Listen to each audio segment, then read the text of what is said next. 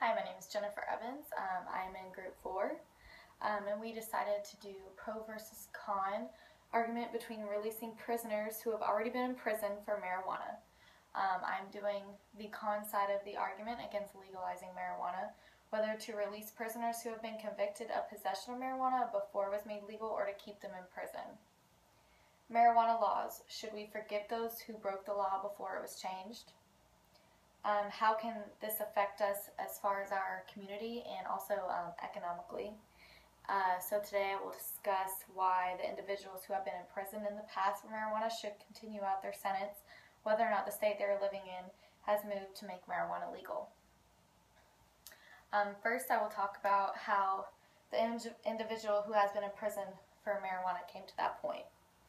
As far as the laws of possession of marijuana, some states have a certain allowance for how much you're allowed to have on them, and then some states have a zero tolerance policy, and obviously some states now are legal to sell marijuana and have possession of marijuana. I know you have to have a license to sell, but as far as everything else is legal. Now, as far as the individuals who have been in prison for marijuana, this is not a one-time occurrence for them. They have been arrested and convicted multiple times. I was reading an argument about a man who lives in Colorado. The article was called What Should Happen to Colorado Marijuana Users Busted Before the Stuff Was Legal. Now, this individual, guessing he was at a younger age and he was working at Domino's, and he wanted to make a little extra money on the side, so he decided to start selling marijuana. And he decided to start to sell little stuff here and there, and it just got bigger, and he was arrested with pounds of marijuana. Now, he immediately was convicted and did his time. He got out and he wanted to start his life over. He wanted to start fresh and get back into everything, and didn't want to do anything illegal with marijuana. Well, he got arrested again.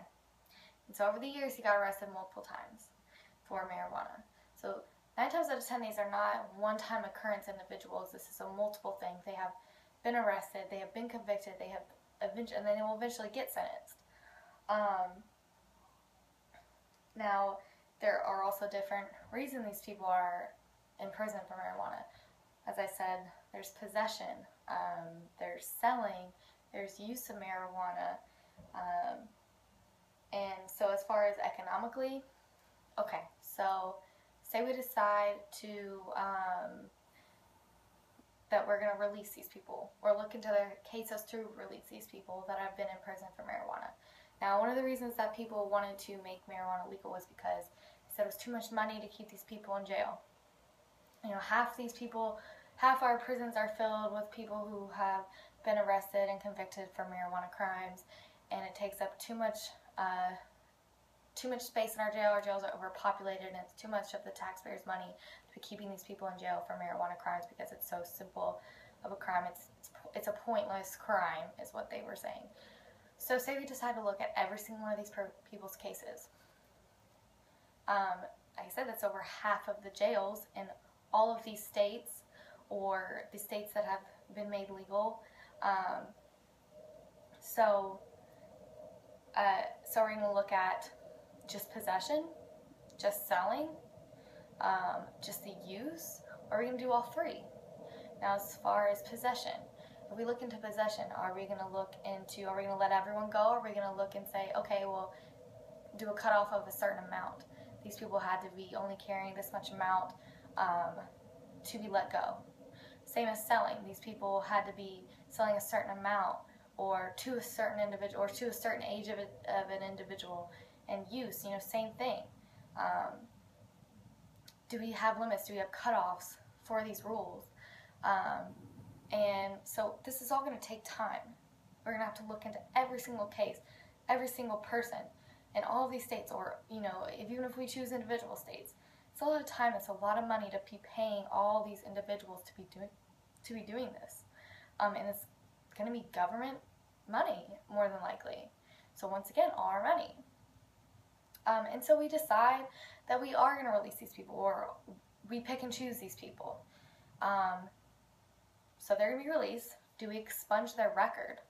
Or do we let them go on and have this on the record but say that they were released because of the law is now made legal? Whatever the case, all these things are going to have to be decided.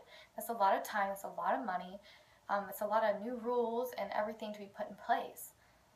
Now, as affecting us as a community.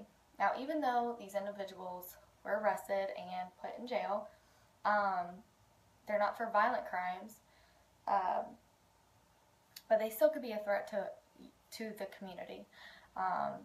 Now, you know, if these, most of the time, people who are, once again, I said, imprisoned, and this is a reoccurrence for them, when they get out, you know, they're not going to just all of a sudden decide that they're going to keep going back to their regular life, and they might, you know, smoke or sell or whatever the case is. They might do that. They might just, that's all they want to do.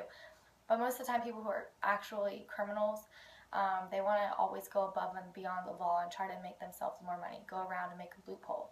So they would still try to do that. Still, even if it is illegal, they would still try to make a way around it to make them more money, or to make them more product. Whatever it is, these people could still be a threat to a community because they could be selling or giving weed to your children, you know, and the whole lacing thing, lacing marijuana, that's a whole nother ballgame. They could be lacing these things to make more money and selling to your children. So today I talked about how an individual became imprisoned for marijuana, how that could affect us as a community or economically. Yes, I know legalizing marijuana has a lot of advantages, but it also has a lot of disadvantages and a lot of things that we would have to work through and look through in order if we're going to release these individuals who have already been imprisoned. And I think looking into the effect of our community is a big one, as far as these actual criminals being put on the street and back with all of our children and all of us. So it's definitely something we all need to think about. Thank you.